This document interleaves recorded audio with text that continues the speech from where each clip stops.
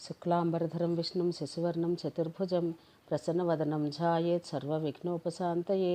గురుర్బ్రహ్మ గురుర్విష్ణు గురుర్దేవో మహేశ్వర గురు సాక్షాత్ పరబ్రహ్మ తస్మై శ్రీ గురవే నమః. శ్రీ గురుభ్యో నమః. హరి ఓం. జయత్యతిబలో రామో లక్ష్మణస్య మహాబలః రాజా జయితి సుగ్రీవో రాఘవేనాభిపాలితః. మహావీర హనుమాన్ శ్రీ హనుమచ్చరిత్ర. రామం రామానుజం సీతాం భరతం భరతానుజం సుగ్రీవం వాయుసూనంచ ప్రణమామి పునః పునః. శ్రీరామచంద్రునికి, లక్ష్మణునికి, సీతామాతకు, భరతునికి, శత్రుఘ్నునికి, సుగ్రీవునికి, హనుమంతునికి మాటిమాటికి నమస్కరిస్తాను. మహావీర హనుమంతుని చరిత్ర పరమపావనమైనది. ఈ ప్రపంచంలో సేవకి ఇలాంటి అద్భుతమైన ఉదాహరణ మరెచట కానరాదు. సేవకుడు తన సేవా ప్రభావం చేత స్వామి కన్నా మిన్న అవుతాడు అనేది ధ్రువ సత్యం. రాముని కన్నా రాముని దాసులు మాన్యులు, పూజనీయులవుతారు. సేవకునికి నౌకరుకి తేడా ఏమిటంటే, నౌకరు సేవ చేసి దాని ప్రతిఫలాన్ని కోరుతాడు. సేవకుడు సేవ చేయడం మినహా ఏమీ కోరడు. అతనికి సేవ చేయడంలోనే అలౌకికమైన ఆనందం కలుగుతుంది. సేవకుడు స్వామికి అనన్య భక్తుడవుతాడు. స్వామి పట్ల అతనికి గాఢమైన స్నేహం ఉంటుంది. సేవకుడు వశీభూతుడై అతను సేవ చేయడానికి ఎల్లవేళలా వ్యగ్రుడై ఉంటాడు. స్వామి ఎడల భక్తి కుదిరితే మిగతా సద్గుణాలన్నీ స్వయంగా తమకి తామే ఏ ప్రయాస పరిశ్రమ చేయకుండానే వస్తాయి. కోరిక కలిగి సేవ చేయవాడు సేవకుడు కాడు, వ్యాపారస్తుడు. వ్యాపారంలోనే ఇచ్చిపుచ్చుకోవడం జరుగుతుంది. భక్తుడు గుణాలకు నిధి అవుతాడు. హనుమంతునిలో ఉన్న పెక్కు గుణాలను స్వయంగా శ్రీరామచంద్రుల వారు తమ నోట వర్ణించారు. హనుమాన్ భయభీతుడైన సుగ్రీవుడు ఆదేశించగా ఋష్యముఖ పర్వతం వైపు వస్తూ శ్రీరాముని జాడ తెలుసుకోవడానికి వెళ్ళినప్పుడు తన కపిరూపాన్ని మార్చుకుని భిక్షకుని వేషాన్ని ధరించారు. శ్రీరామచంద్రుని పరిచయం అడిగారు. శ్రీరాముడు స్వయంగా మాట్లాడకుండా ఆయనతో లక్ష్మణుని మాట్లాడమని ప్రేరేపించారు. శ్రీరామచంద్రుడు స్వయంగా హనుమంతునితో మాట్లాడకపోవడానికి ఎన్నో కారణాలున్నాయి. మొదటి కారణం, హనుమాన్ తన యథార్థ రూపంలో రాకుండా మారువేషంలో వచ్చారు. భగవంతునికి కృత్రిమత నచ్చదు. వారు లోపల బయట నిర్మలమైన మనసు కలిగిన వారినే కోరుతారు. అలాంటి వారినే స్వీకరిస్తారు. రెండవ కారణం, ఇటు శ్రీరాముడు రాజు, లక్ష్మణుడు ఆయన మంత్రి, అటు సుగ్రీవుడు కూడా రాజే, హనుమాన్ ఆయన మంత్రి. ఈ కారణంగా మంత్రితో మంత్రిగారే మాట్లాడాలి. మూడవ కారణం, హనుమాన్ భగవంతునికి నిత్యదాసుడు. దాసునికి స్వామి ఎడల ఎంత ఎక్కువగా ఉత్కంఠ పెరుగుతూ ఉంటుందో దాసునికి అంత ఎక్కువ సుఖం కలుగుతుంది. అందుచేత ఆయన ఉత్కంఠను పెంపొందించడానికి, ఎక్కువగా సుఖాన్ని కలుగజేయడానికి గాను మాట్లాడలేదు. నాలుగవ కారణం, భగవంతుడు తన కార్యం నిమిత్తం వెళ్తున్నారు. హనుమంతునితోనే ఆయన కార్యం సిద్ధించవలసి ఉంది. ఆయన పిలవకుండానే స్వయంగా పనిచేయడానికి హాజరైనారు.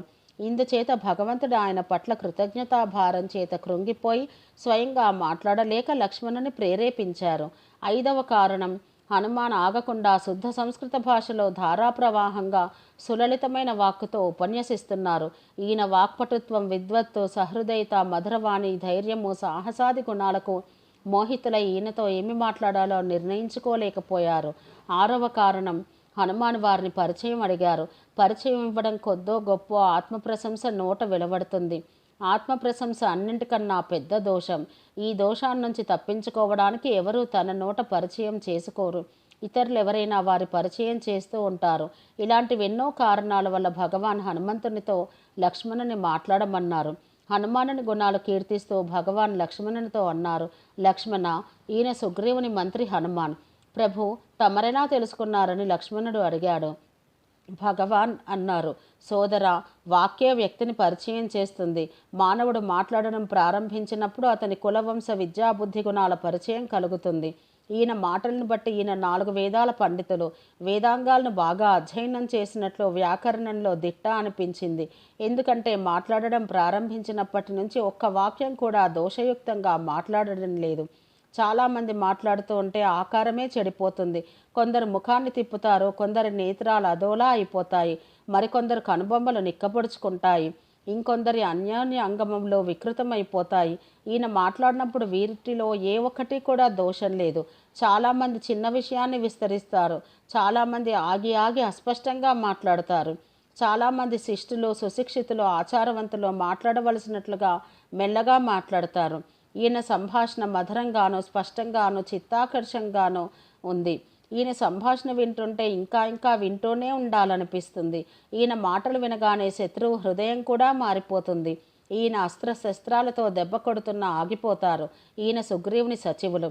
ఏ రాజు దగ్గర ఇలాంటి సుయోగ్యుడైన సచివులు ఉంటారో ఆ రాజు సకల మనోరథాలు నెరవేరుతాయి. ఎవరి ఉపన్యాసం విని స్వయంగా సాక్షాత్తు భగవంతుడు కూడా ఇంతగా ప్రభావితుడైనాడో అలాంటి హనుమంతుని గుణాలను ఎలా ప్రశంసించడం. జానకీమాత కూడా ఈయన గుణాలకు ప్రసన్నురాలై అన్నది, హనుమాన్, నీ భక్తి, భగవద్విశ్వాసము, బలము, పౌరుషం, పరాక్రమం, కార్యదక్షత మొదలగు అద్భుత గుణాలను చూసి నాకు చాలా సంతోషంగా ఉంది. నాయన, నేను నిన్ను ఆశీర్వదిస్తాను. నీవు అద్వితీయ బలవంతునిగా, సచ్చీల సంపన్నుడివిగా, అజామరుడివిగా, అమరునివిగా, సద్గుణాల నిధిగా, భగవంతుడి భక్తుడిగా అవుగాక. రాఘవులు నీ మీద ఎల్లవేళలా స్నేహం ఉంచుతారు.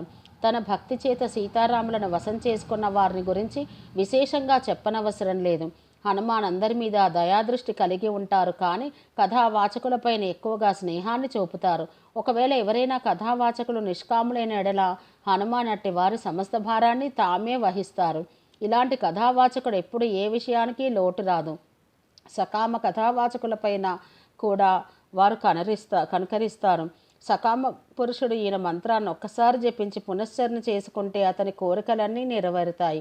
దేవాలయంలో కానీ, పవిత్ర నదీ తీరమందు కానీ, పుణ్యక్షేత్రంలో కానీ హనుమంతుని మూర్తి ఉంటే దాన్ని పూజించండి. మూర్తి లేకపోతే ఫోటో పెట్టుకుని, అది లేకపోతే చివరికి భూమి మీద మూర్తిని వేసుకొని ముందుగా మూలమంత్రంతో వారిని పూజించండి. హనుమతే రుద్రాత్మకాయ హుంఫట్ ఇది ఏకాదశాక్షర మంత్రం. ముందుగా చేతులు శుభ్రం చేసుకుని ప్రాణాయామం చేయాలి. తర్వాత నేను ఫలానా కోరిక నెరవేరడానికి లేక నిష్కామ భావంగా అని సంకల్పం చెప్పుకోవాలి.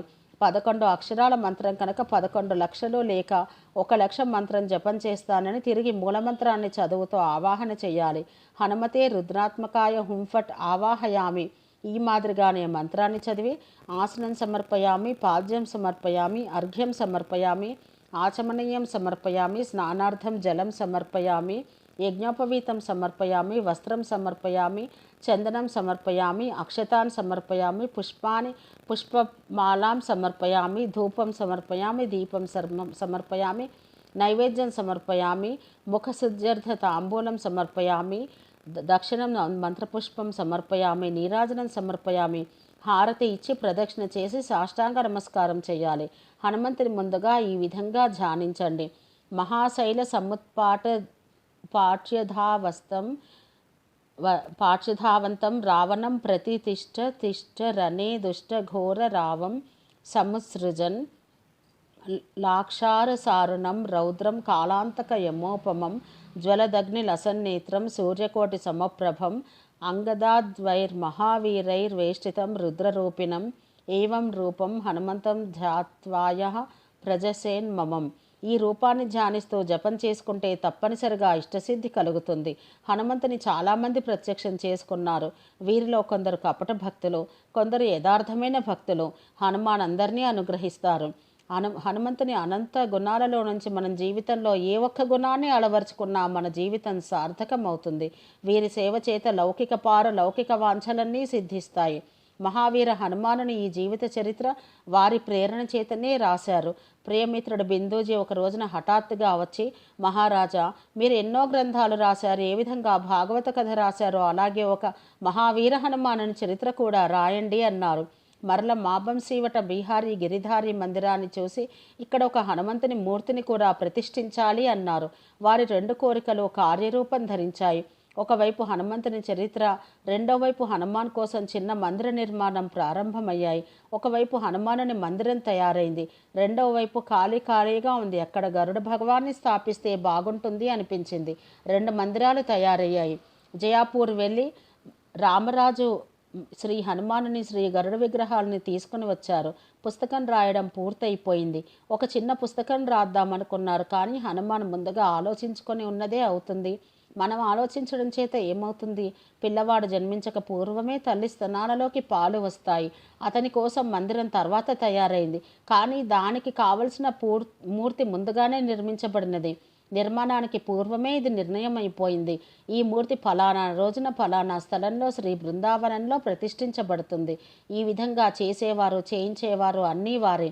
ఎవరి చేత వారు ఎప్పుడు ఏం పని చేయించుకుంటారో అతని చేత ఆ పని అదే సమయంలో హఠాత్తుగా చేయించుకుంటారు.